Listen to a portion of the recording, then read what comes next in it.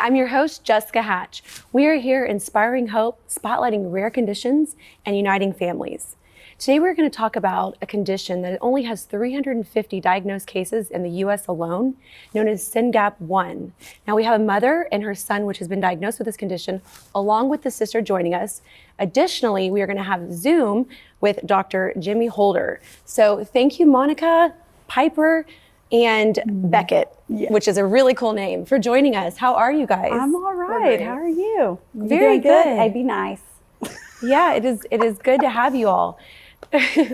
So Beckett was diagnosed with SYNGAP1. Yes. Okay, and uniquely this is actually his twin sister you had mentioned. Okay, so tell me a little bit about its condition. Is this something that you have to be a carrier, both mom and dad? Something that you can know before? It is actually, most of the cases are considered de novo. And so what that means is something happens during conception and cell division where the DNA kind of goes haywire and mutates this particular gene. And I know, and we go to Texas Children's to have your head looked at. And so a lot of the common symptoms are autism. 60% of our population are diagnosed with autism. I know, and the doctor. And then epilepsy is another big one. Okay. And intellectual disability, and a lot of other different. And as you can see, the speech delay, and 100% of our population either has global developmental delay or intellectual disability. Of course, yeah, it's, and the numbers are constantly rising. So this condition as a whole is predominantly neurological related, as to what it's, the changes that he's developing over the years. So is it something that, was learned at birth? Like when you had the both of them, was it known at birth that, he had it, she did not? I thought that I brought home two healthy babies because I had 5 children before, and I think I had a little bit of a benefit of knowing because she was meeting all her milestones. And about 4 months old, leave her alone. He does that. Yeah. He does have that normal sibling rivalry. He wasn't rolling over. He wasn't crawling. He didn't walk till he was 20. I know. You have a hat when they check your head. Oh. And we get lots of EKGs. So at Texas Children's. And, really? And so he didn't walk till he was 22 months. And that's the average age of walking typically for our kiddos.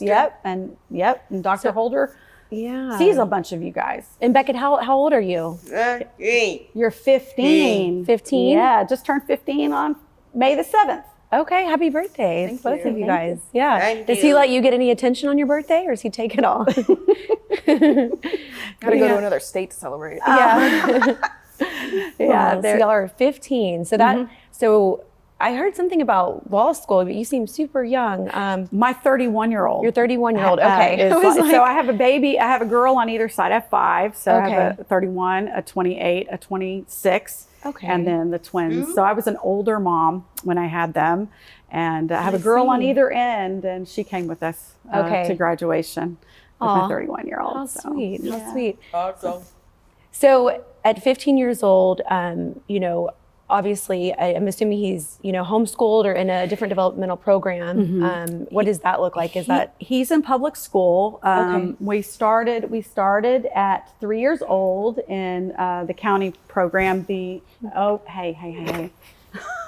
started him in the county program here in the early childhood intervention program. And he's in special a life skills class in a special ed class in public school. So he's in the high school, right? No. And you ride the bus, right? No. And so he, he functions right now at about a 6, 7, or 8-year-old. Okay. But his verbal skills, as you can see, they're a lot lower on the age range and the developmental age. Yeah. It's that sibling rivalry coming out now. I'm sorry. Okay. So, and, but it's about his verbal language score is about a 22-month-old.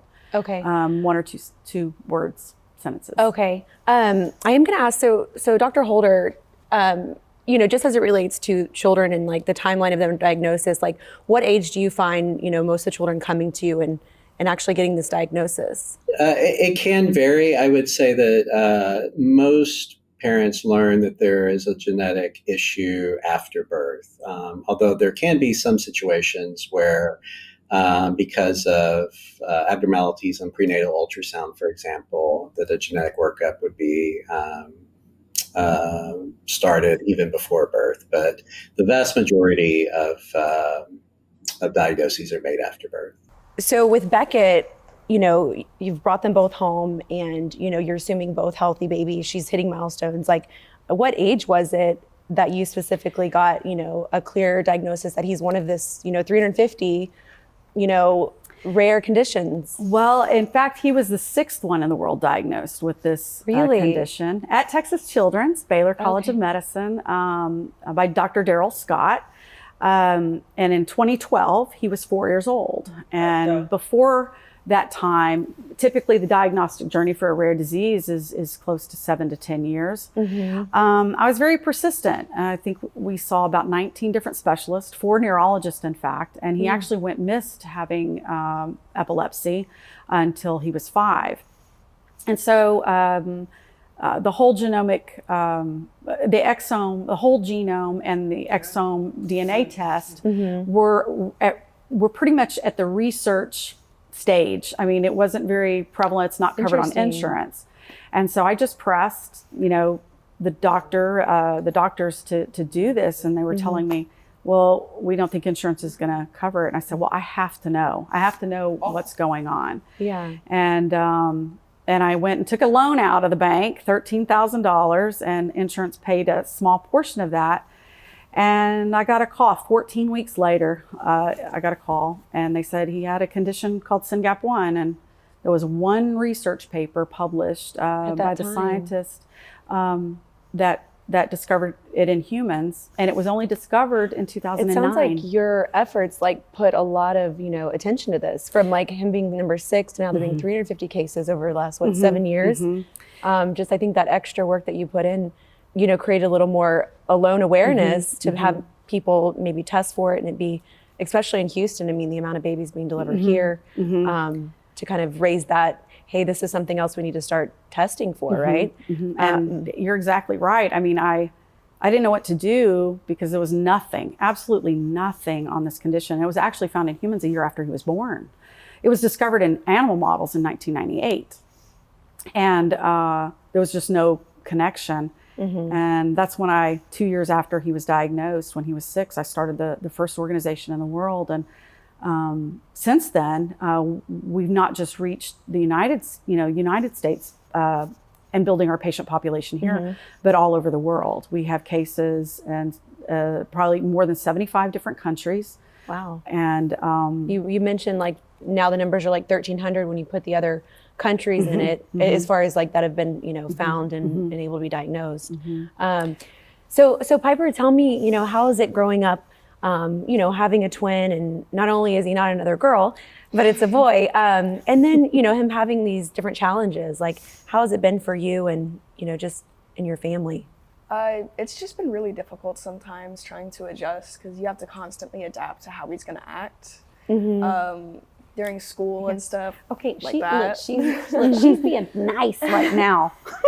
It's fun having him around, and he gives everybody a sense of purpose wherever he goes, but it can be really difficult to adapt to his behavior in school, sports. And Hey. Yeah. Okay. It affects everybody. They have definitely a sibling. Yeah. Yeah. Well, can you let Piper talk for a minute? Yeah. Okay. So do y'all actually attend then the same public school? And, even though he's at a different level of learning and goes into a different probably classroom, but do y'all go to the school in the same bus, or he takes a different bus? We go to Bridgeland. He takes a smaller bus that's more adapted to kids like him. Okay. And I take a regular bus, or just car rider. Okay. Okay. And so you do get to see him at some point during the day, at the school? Yeah, every once in a while I'll see him in the halls, because they usually transfer kids from class to class before the bell rings to help not overstimulate them. Okay. Okay. And Dr. Holder, is there just some advice from the perspective of children and siblings, when a child is going through this and they have, the other children that don't have any conditions, just kind of, some advice from a doctor's perspective? So for siblings of children with neurodevelopmental disorders, it really is important that they continue to live a life outside of the disorder and find interests outside that disorder, whether it's sports or academics or music, so that they can have really a well-rounded experience, and the disorder itself doesn't consume all of their waking time. And you personally, have you treated very many children with this condition? Because I know you're a specialist, but this isn't, what you see a whole lot of. Sure. So the SYNGAP1 related intellectual disability is a very rare disorder. At this point, there are only about 2,000 individuals in the United States that have been identified, although this number probably is a gross underestimate. Here at Texas Children's Hospital, I have a clinic in which I see about 25 children with SYNGAP1 mutations. Okay. So it is nice that you guys get to go to the same school. I mean, obviously, different rooms, different environments, but just him, I'm sure he loves being able to go to, that my sister's at the same school and things like that. Are you into any sports? Yeah. Yeah? What's your favorite sport? Anything. Bowling. Bowling? He loves bowling. Oh, are you, I bet you're good at it. He does adaptive bowling. Okay. So they have like a little ramp, and he rolls the ball, Yeah. and he knocks down the pins, Yeah. I think and he does better than everybody else. That's the great. first time he bowled, I think he got a strike, like first ever roll ever. Oh, wow. Impressive. Well, we do have to take a quick commercial break, but when we come back, I want to learn about your activities with sports and talk a little more about the family. So we will be right back with you after this quick commercial break. Welcome to Arabella Chiropractic. We are located right here in the heart of Houston, right down the street from Lakewood Church off 59 in Edlow. We welcome you to come visit us for any of your chiropractic or physical therapy needs. We have a licensed massage therapist on board, as well as a tech that's trained to do our ultrasound and stim with hot packs. We also offer physical therapy and, of course, the chiropractic visits where you can get adjusted and discuss any of those aches and pains to see how we can better help you feel better. Here at Arabella Chiropractic, we want your experience to be amazing. So come see us here at Arabella Chiropractic, where you can discover wellness through chiropractic excellence.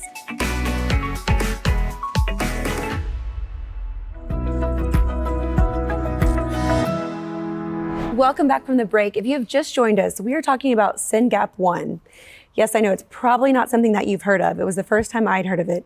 There's only even 1,300 diagnosed cases in the entire world.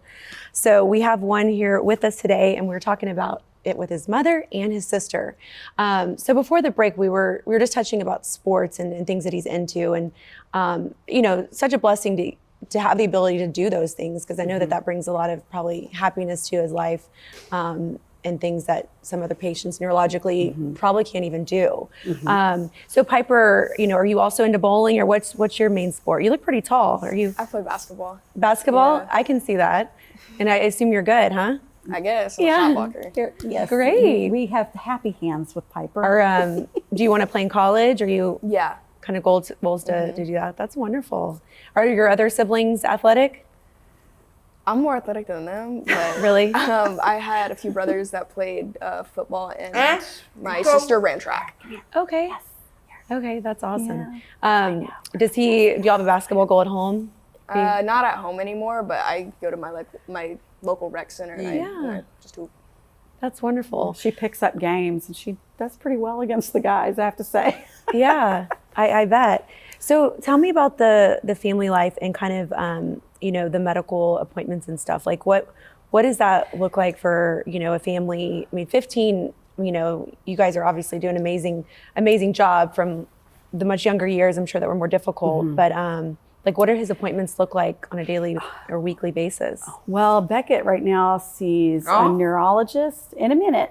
He sees a neurologist, which is actually Dr. Holder. Okay. And he typically physical therapy, occupational therapy, speech therapy. Earlier in his life, we had to do play therapy because he wouldn't play functionally with toys. We'd have to teach him how over and over. Okay.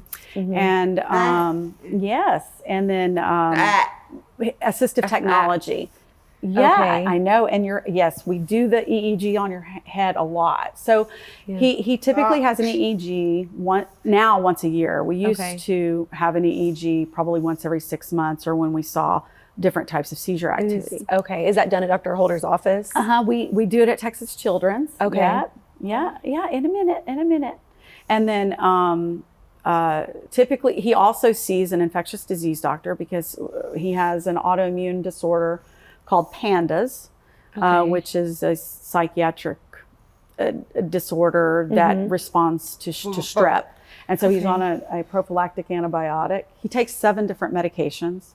Okay. A lot of our kids have sleep disturbances, and I think he'll be up sometimes 36 hours. And so when he doesn't sleep, you don't sleep. Yeah.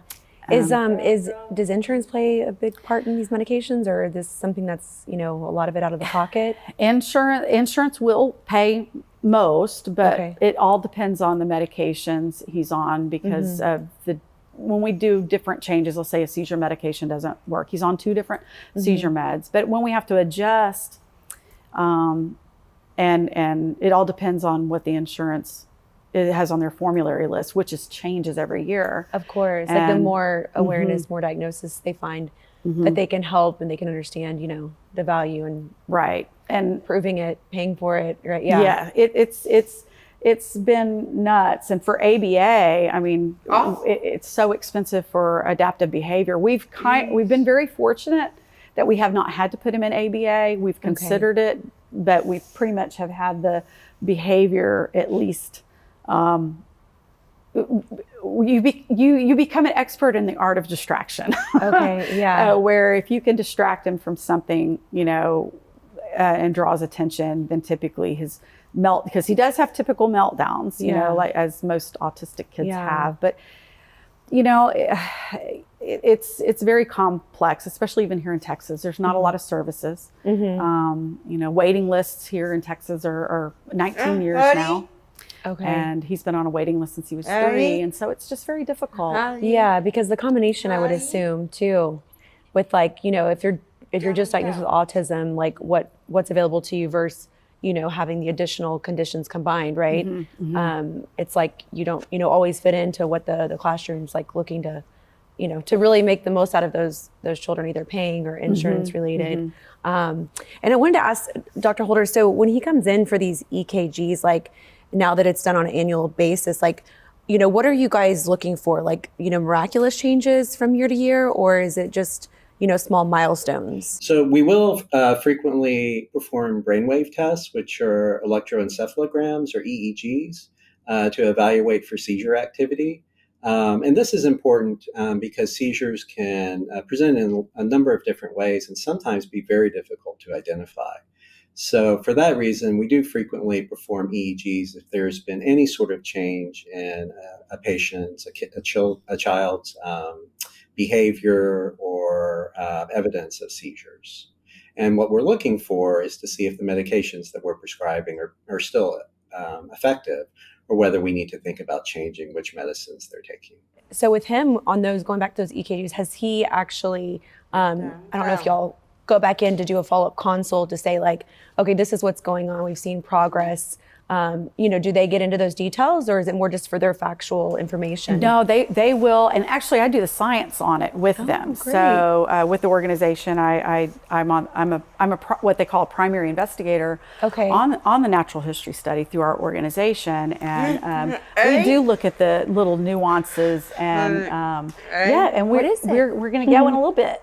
And in fact, a lot of our kids grow into new types of seizures, which is really important. And our German families actually discovered a new type of seizure with this condition called chewing. It's chewing reflex seizures, where seizures are triggered by eating. Interesting. And we've picked up some activity around that, and we're just always watching, because we don't know what the progression of this disease is. And of course, you know, that's part of having a rare disease, and especially when it's so newly diagnosed. A lot of rare diseases maybe have been around for 30 years, and you can see the progression over time. Yeah. Right now, it's kind of a guessing game. We have very few adults that have been identified. Yeah, that's what I was wondering. Is there kind of like a, you know, a lifeline to that they are assuming, or if it's like you said, just too new to know, like, you know, the life expectancies and things like that. Right. You know. The oldest patient in the United States that has been identified is around 67 or 68 that's good. years old. This foundation, though, this is your foundation, the SYNGAP1. So when you're looking for information, I mean, you pretty much have started something for people to actually go to. And how can they get in touch, like, with you directly through the website itself? Yeah, through the website. It's SYNGAP1foundation.org. Okay. And we have a lot of resources on there for families. We also have our clinical studies. We are, in fact, both of them were in a GATE study that our organization funded at Texas Children's to find what they call a biomarker, an endpoint. Because hopefully once we get to a potential drug to go to a clinical trial, we have to have something to measure. Okay. And they are both published in a paper for the GATE study. And awesome. We're trying to raise money to what they call validating it. So if we get more people with SYNGAP1, get them to Texas Children's to participate, we have more data to really put together. But Piper has done a lot in the research realm. You want to tell her what you've done? Yeah, please do share. She's been a guinea pig. Really? Well, tell her what you've done. We had gait studies, blood draws, and like they just measured a lot of like how different you are, and they just compared you both cognitively and physically. Okay. There were IQ tests, blood draws, and they had us walk on treadmills with trackers on us to see how we would walk and compare it to each other and then try to find and one. she was a good control because her DNA and the age is very close. And Dr. Holder is conducting these studies. We helped co-discover the sensory processing mechanism with the protein that he lacks in his brain linked to autism. Okay. And that's what launched us to being able to reach pretty much the neurological world. And we're just trying to reach now the general population. Yeah, of course. And is that protein, the way that he's getting it now, it's through like a medication, or is it through food? Well, the gene actually makes the protein and when his gene is mutated, he's only getting 50%. Okay. So we're working on therapies like medications that will not focus on the part of the gene that's bad, but the gene that the allele on that gene that is still good making the protein to turn the volume up. And they believe if they increase the amount of protein in his brain, that his symptoms will improve and his seizures may get improved for our population. I'm really glad that you guys, we're all able to come together. I think it means a lot to us, but also just to share like your story. So basically our goal in being able to help you, it sounds like, trying to find more patients that have been diagnosed to get them to Texas Children's so that they can, include them in the study, just to try and, help really be able to raise more money for these pharmaceutical drugs, right, that are going to help improve their life. So anything we can do, anybody listening, if you know somebody that has SYNGAP1 or might think they do, I encourage you to get in touch with their foundation to go get tested or have your child get tested. And we're right now, our awareness day is June the 21st. And one of our big campaigns for the month of June is we're trying to raise $50,000 for the GATE study for Dr. Holder. And continue that study and make it a much bigger study so we can collect data and get these patients, and possibly, one of our goals is to provide travel stipends so that we can fly the families to Texas Children's so they can participate. Of course, yeah. So that's one of our big things. Wonderful. I do want to ask Dr. Holder, as we do have to wrap up, just any advice you would give, to other families that are maybe listening in, which I want to get that same, information from you, just so that they can, having you on live right now, being able to share that with them. For families where a child has been diagnosed with SYNGAP1 mutation, it's very important that they are seen in academic centers. And the reason is this disorder is so rare that community physicians very frequently will have no information about the disorder. So going to a larger academic center where you potentially have physicians that have at least some familiarity with rare neurogenetic disorders is important to get the optimal care that your child can. Okay. Yeah, and I think that's great advice. And Monica and your family here, just for others, I mean, it's not just this condition, but other rare conditions that we get a lot of viewership. And so I think some of them are, new moms learning this, or, mothers of multiple children, and, now they have a surprise in a very big life-changing situation. So any advice that you can give? Well, I believe in persistence and, never give up. I mean, you can rest, but if you're, honestly, if you're a mother of one of these kids, and then also, other children, it's one of those things that you have to be persistent and just keep hope. Yeah. Keep hope alive. And as long as would you stop? You're just trying to go out with a bang. I know. Yes, you are. Just to, as tiring and cry if you need to cry, but don't stay there. Yeah. And think about the disorders, a lot of the gene mutations that are, I'd say in concert, because they don't act alone. A lot of our families that we know in the rare disease space, we're doing science together. Of course. Because we're looking at all these different, symptoms, and we're trying to link them. Exactly, a lot of crossover. And if we can find treatments for multiple diseases, with kind of killing a bird, or killing two birds with one stone. Yeah, of course. And Piper, just before we go too, just as a sibling, of a little boy that's, going through a condition like this, or he's not little anymore, you're a 15-year-old, just any other advice you could give to other siblings? It's really just about building the tolerance of it. Like, you can build as much tolerance, but it can't be out of annoyance or just trying to get through the day. It has to be out of love, and how you can help the people around you get better as you get better too. Yeah. Look, be nice. She's talking nice about you. Yeah, nice. How you can be nice more hands. patient with outbursts, or just being okay with being uncomfortable, and just keeping others. I'm proud of you. Yeah, thank you. That's great advice. Definitely. And thank you for joining us. You did great. Thank you. Yeah, thank you. Yeah, wonderful. Well, thank you guys all so much for being here. It was really special. And thank you, Dr. Holder, as well. And we'll be in touch.